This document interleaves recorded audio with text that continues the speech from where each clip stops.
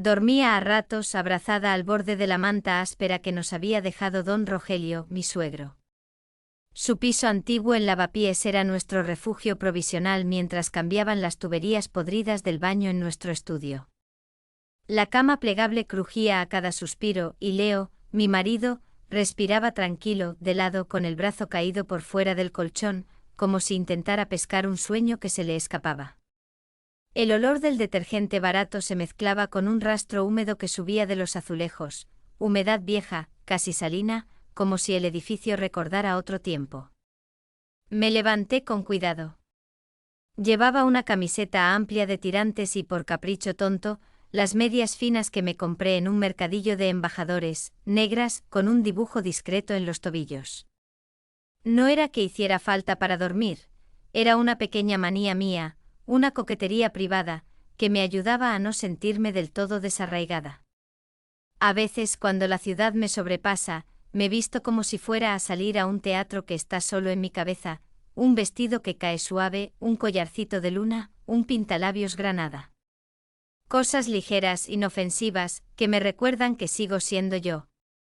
Apenas puse el pie en el pasillo, el parqué se quejó con un quejido agudo.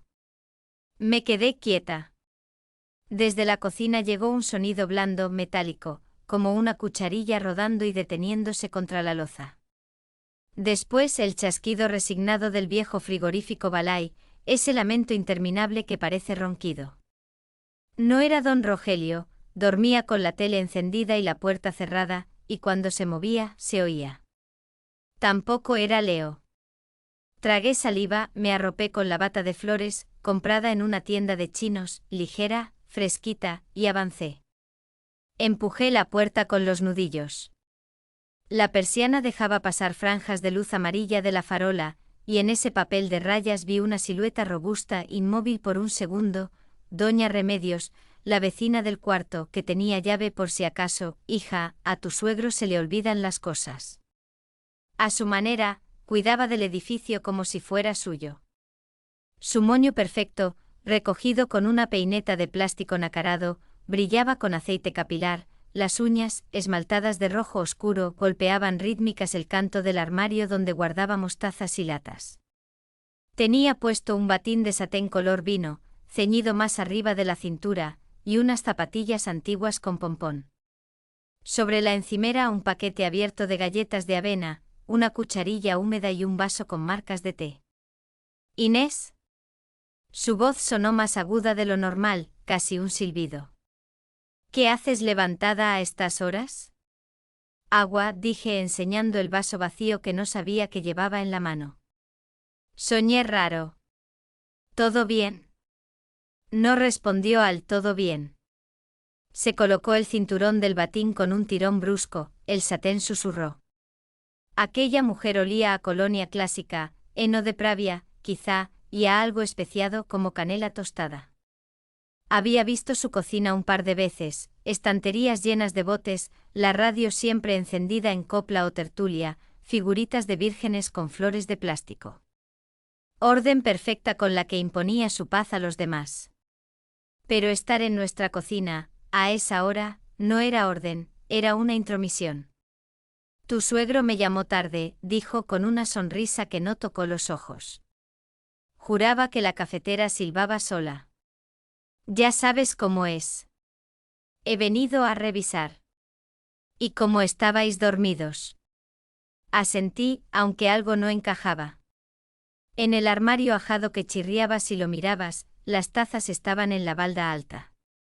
Remedios lo tocaba con la mano izquierda, los dedos tensos, y con la derecha sostenía un llavero pesado, brillante de medallas, una herradura, un ojo turco, una virgen diminuta. Ella, que siempre presumía de dejarlo todo como estaba, había corrido la cajita donde guardaba mis sobres de té y el colador de acero que me regaló mi madre.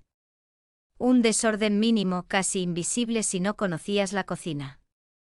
Yo la conocía. Leo duerme, alcancé a decir. Si ha pasado algo, mañana lo vemos. Mañana, pitió quedito como quien prueba una palabra en la boca. ¿Sabes? Hay noches que el edificio canta. Las tuberías cuentan secretos. No supe si reír. Llené mi vaso bajo el chorro helado, el agua golpeó el cristal y me cortó el sueño en tiras. Noté el frío en los empeines. Las medias tensándose en la curva del talón, otra manía mía, fijarme en esos detalles, y como la bata se me pegaba a la piel de la nuca. Ella me miraba como se mira un azulejo que no cuadra con el resto, con esa paciencia que tiene el que, tarde o temprano, lo va a arrancar. El móvil de Leo lanzó una alarma tímida al fondo del piso. Me sobresalté, el agua se me subió a la nariz, tosí. Remedios no se movió. Después, con parsimonia, cogió una servilleta de papel de la mesa y me la ofreció. En su muñeca tintineó una pulsera de cuentas verdes. ¿Has probado ya el horno nuevo?, preguntó rozando la encimera con la mano como si le midiera el pulso. Hay hornos con voluntad propia. Dije que no. Ella sonrió, pequeña, afilada. No te preocupes. Mañana bajaré por pan y paso a verlo. Ya sabes, por si acaso.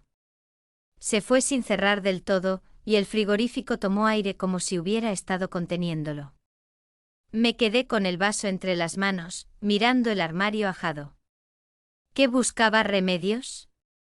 ¿Qué había encontrado? Ese tirón seco al cinturón, la sonrisa ladeada, la llave de don Rogelio tintineando con santos y ojos. Nada de eso era por si acaso. Esa mañana trabajé como entre brumas. En el almacén del mercado de la cebada, las cajas de tomates parecían más pesadas, y el supervisor me habló 2 veces hasta que me di cuenta de que me había equivocado de lista. En el descanso me quedé mirando mis zapatillas de trabajo blancas con la puntera gastada, y pensé en las medias negras bajo el pantalón, en la bata de flores, en la colonia de Remedios. En su llavero. Las tuberías cuentan secretos. Una frase ridícula que sin embargo se me pegó como chicle. Al volver, doña Remedios no estaba, pero había olor a lejía y flores por el pasillo.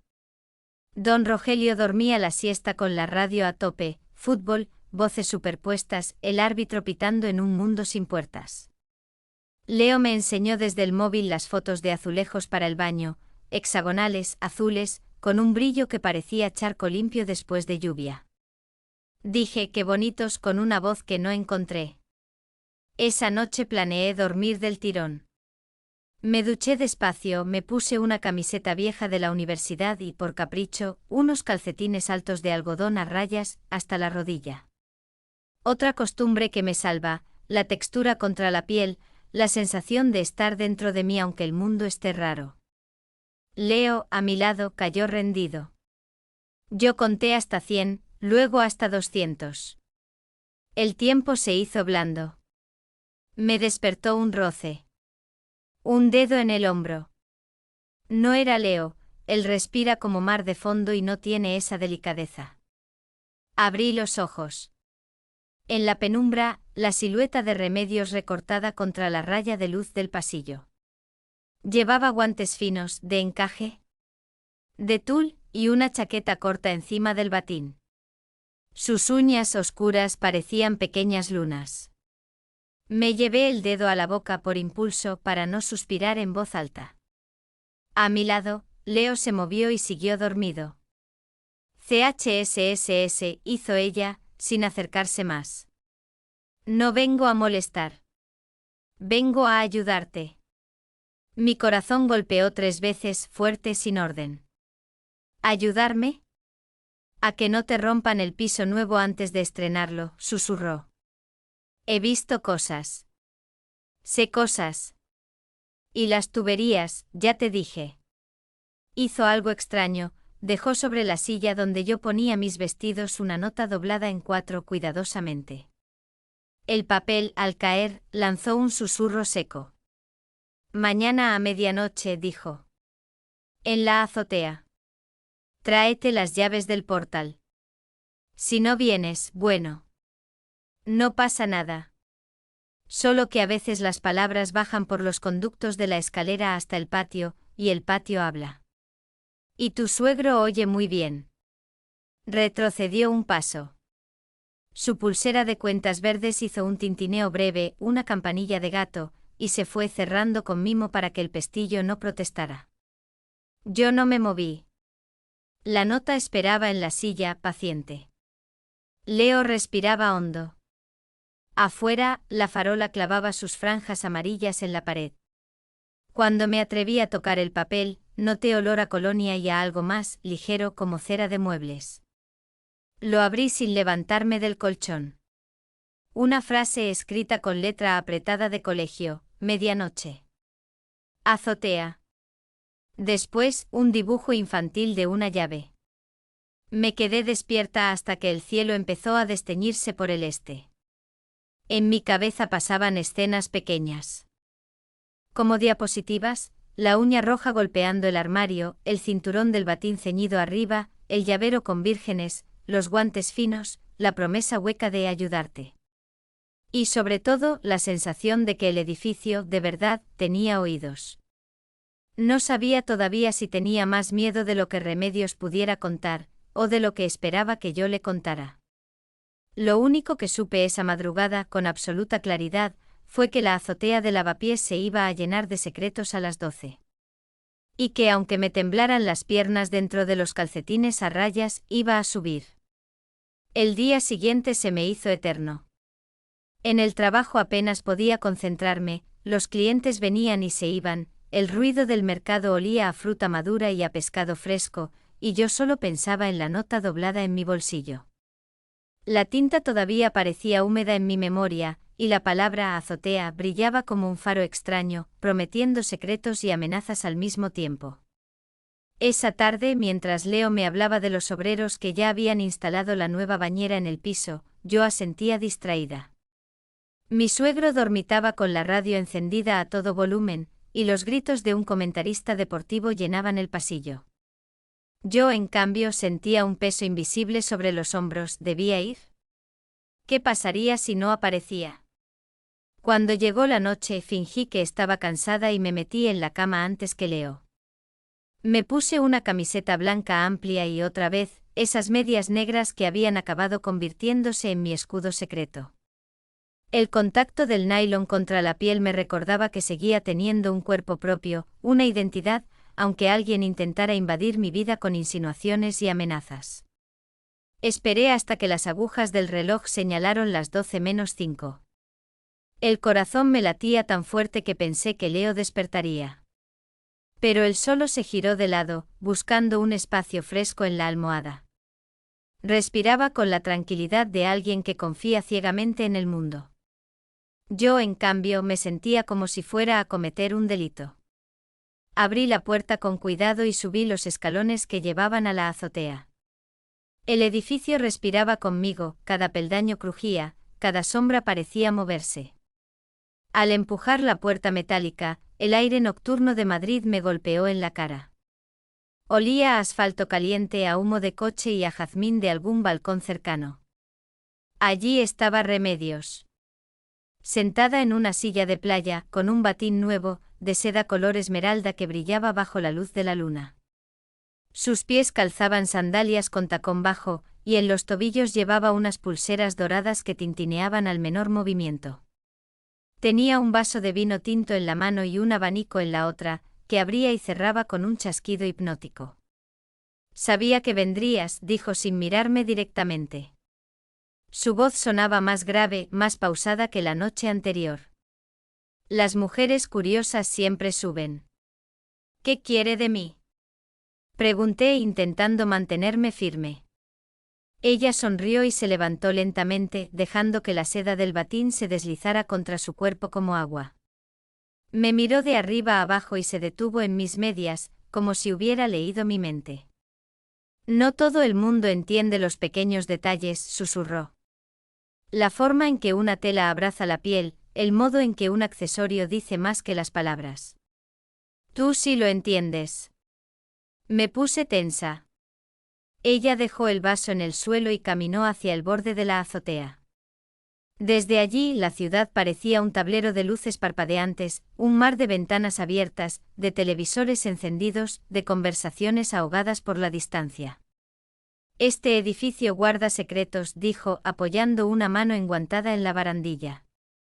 Y yo sé cómo usarlos. Me di cuenta entonces de que todo aquello era una especie de juego de poder. No buscaba compañía inocente. Quería control, obediencia, y lo disfrazaba con frases enigmáticas y gestos teatrales. No voy a seguirle el juego, murmuré, aunque mi voz tembló. Ella rió suavemente y desplegó el abanico frente a mi cara. El aire que generó olía a su perfume intenso, una mezcla de flores y especias que se me clavó en la memoria. No tienes elección, Inés. O conmigo o contra mí. Y créeme, contra mí no quieres estar.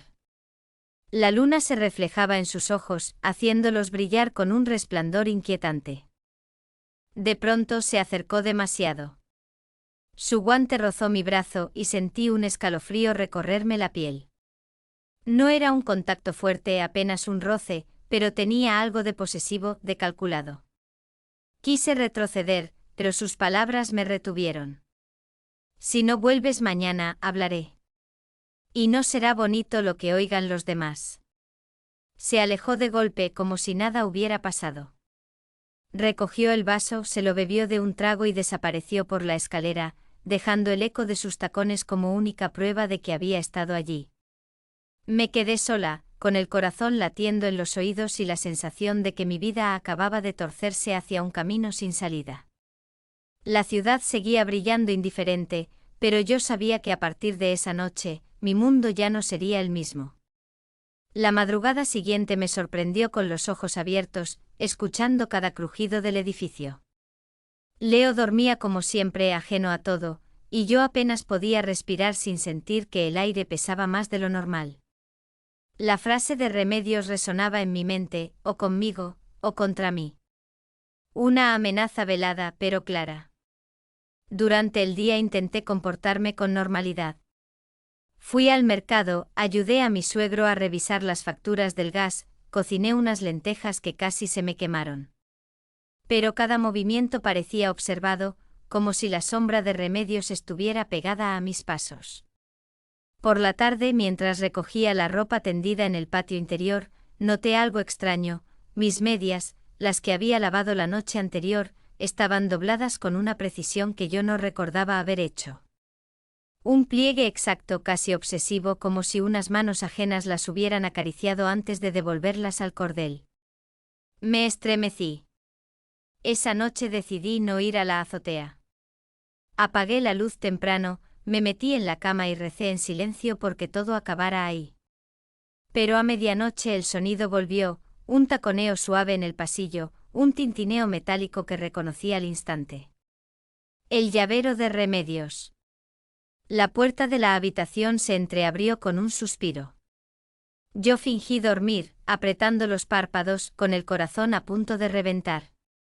Sentí el aire moverse, un perfume denso que se coló bajo las sábanas, especias dulces, colonia antigua y un rastro de incienso. Sé que no duermes, Inés, susurró. Me obligué a girar la cabeza, como quien despierta confundido. Allí estaba ella, apoyada en el marco de la puerta. Llevaba un vestido oscuro ajustado en la cintura, con un escote discreto que brillaba bajo la luz del pasillo. Sobre los hombros una mantilla de encaje que caía como sombra delicada.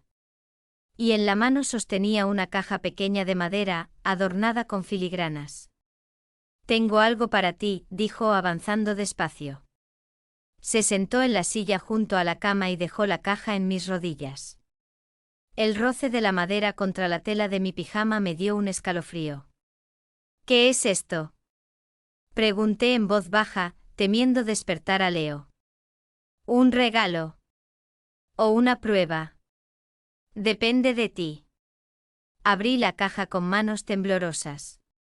Dentro había un pañuelo de seda roja, finísimo, con un aroma inconfundible. Era el mío, el que había desaparecido hacía semanas de mi bolso. Lo encontré en la escalera, explicó ella, con una sonrisa ladeada. Imagínate si alguien más lo hubiera visto. Una mujer siempre deja huellas, ¿sabes? Y esas huellas pueden contarse como historias o como pecados. Me quedé sin aliento. Su forma de hablar convertía cada palabra en un cuchillo envuelto en terciopelo. ¿Qué quiere de mí? Volví a preguntar, aunque ya sabía la respuesta. Solo tu atención, dijo, inclinándose hacia mí. El encaje de la mantilla rozó mi brazo, y la seda del pañuelo cayó sobre mis medias negras como una provocación muda. Yo me aparté instintivamente y ese movimiento hizo que Leo se agitara en sueños. Remedios retrocedió con rapidez, casi felina. No te preocupes. No diré nada, todavía. Pero recuerda, Inés, tus secretos y los míos ya caminan juntos. Si me fallas, hablarán las paredes, y el eco llegará a los oídos equivocados. Con esas palabras se levantó, alzó la caja y salió de la habitación, cerrando la puerta con un chasquido suave. Me quedé helada abrazando la manta, con la seda roja enredada entre mis dedos. Esa noche no volví a dormir. El miedo se mezclaba con una rabia contenida. Y al mismo tiempo con una sensación de estar atrapada en un laberinto del que no había salida. Yo sabía que lo que Remedios quería no era amistad ni ayuda, era dominio. Y cada gesto suyo, las medias dobladas, el pañuelo robado, la nota en la azotea, era una pieza de una red que se cerraba lentamente sobre mí.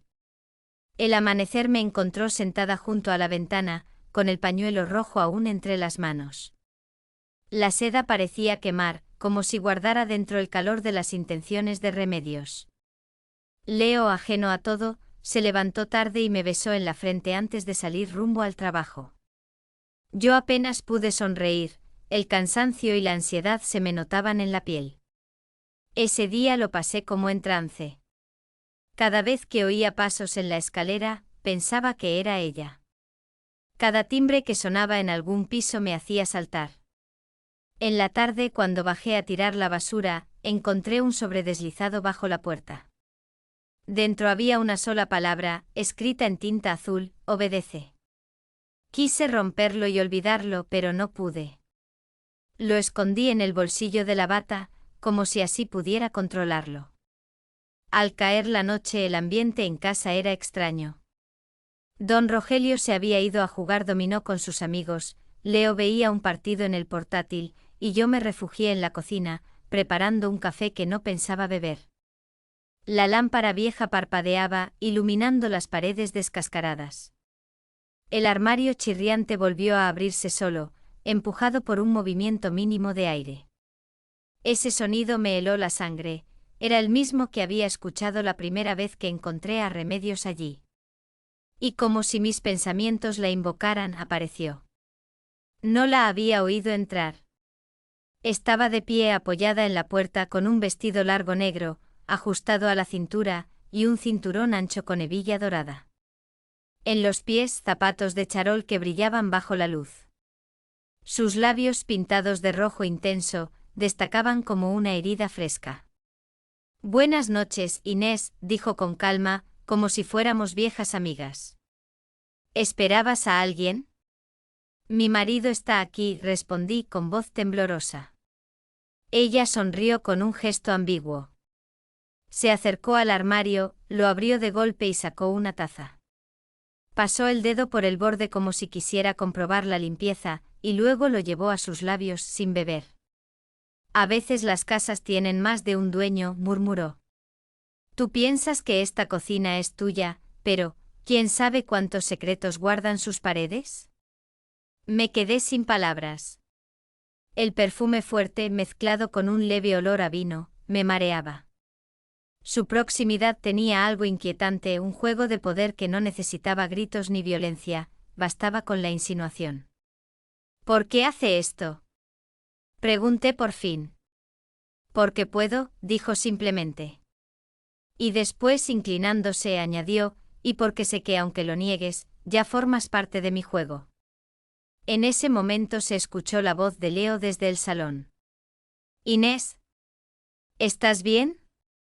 Remedios me guiñó un ojo, dejó la taza en el fregadero y salió con pasos suaves, casi danzando. Cuando Leo entró, solo encontró la cocina vacía, el café hirviendo y yo con las manos heladas apoyadas en la mesa. Pareces un fantasma, dijo él preocupado. No supe qué contestar. No podía contarle nada. ¿Cómo explicar que una vecina me tenía atrapada con sus gestos, sus insinuaciones y su amenaza silenciosa de romper nuestra vida? Esa noche, mientras Leo dormía, me quedé mirando el sobre con la palabra obedece. Lo abrí una y otra vez, hasta que las letras se me grabaron en la retina. Y entendí que pasara lo que pasara, la red de remedios se estaba cerrando, y yo no tenía salida fácil. Los días siguientes fueron una tortura silenciosa. Yo caminaba por la casa como una actriz en un escenario que ya no me pertenecía. Leo seguía con su rutina, trabajo, fútbol, cenas rápidas. Don Rogelio con sus siestas eternas y discusiones de comunidad. Y en medio de todo, yo atrapada en la telaraña invisible que Remedios había tejido a mi alrededor. Las notas aparecían en los lugares más insospechados, entre las páginas de un recetario, dentro de mi zapato, incluso en la cesta de la ropa sucia. Todas con frases breves como órdenes: a medianoche recuerda, no falles. Cada palabra era un golpe en el pecho. La noche decisiva llegó sin que yo pudiera evitarlo. Remedios había dejado un mensaje más claro que nunca: azotea. Medianoche. Si no, hablaré. Leo se durmió temprano, agotado por el trabajo. Yo fingí descansar a su lado, pero a las 12 en punto me levanté con las piernas temblorosas. Me puse un vestido sencillo azul marino con un cinturón fino que marcaba la cintura. Por un impulso extraño, añadí unos pendientes largos de plata que tintineaban al moverme. Quizás era una forma de darme valor, de recordarme que seguía siendo yo. Subí las escaleras con el corazón desbocado. La puerta de la azotea estaba entreabierta, y el viento nocturno agitaba la cortina metálica como si susurrara advertencias. Remedios estaba allí, esperándome. Esta vez llevaba un mantón bordado sobre los hombros, con flores rojas y verdes que parecían vivas bajo la luna. En la mano sostenía una vela encendida, y el resplandor le iluminaba el rostro con un aire casi ritual. Sabía que no me fallarías, dijo acercándose lentamente. Una mujer como tú entiende que todo tiene un precio. No quiero seguir con esto, le respondí, mi voz quebrada. No voy a dejar que me controle. Ella rió, una risa suave, peligrosa. Ya me perteneces, Inés. Desde la primera vez que bajaste a la cocina y me encontraste junto al armario. Se acercó tanto que pude sentir el calor de la vela y el perfume embriagador que siempre llevaba. Su guante rozó mi mejilla, y por un segundo pensé que iba a besarme o a susurrarme algo al oído. Pero en lugar de eso me colocó en la mano una llave oxidada antigua. Esto abre un lugar en el edificio que tu marido nunca ha visto, dijo con voz baja y firme. Allí está lo que necesitas saber. Y también lo que puede destruirte. La vela parpadeó con el viento, y por un instante creí que todo se apagaría. Pero no. La luz siguió brillando, reflejándose en sus ojos. ¿Y si no voy? Pregunté. Entonces yo bajaré mañana, durante el desayuno, y contaré a tu Leo una historia preciosa, una historia en la que tú no sales bien parada. Sentí que el suelo desaparecía bajo mis pies. Apreté la llave en el puño y retrocedí un paso. Ella sonrió con esa frialdad triunfante que tantas veces había visto. Nos vemos pronto, querida, susurró. Y se perdió en la oscuridad de la escalera, dejando tras de sí un olor a cera derretida y perfume floral. Me quedé sola en la azotea, con la llave en la mano y el eco de sus palabras retumbando en mi cabeza. No sabía qué puerta abría, ni qué encontraría detrás. Lo único que sabía era que, pasara lo que pasara, el próximo paso me arrastraría aún más profundo en un juego que ya no podía controlar. Y mientras el amanecer comenzaba a teñir de rosa los tejados de Madrid, tuve la certeza de que nada volvería a ser igual.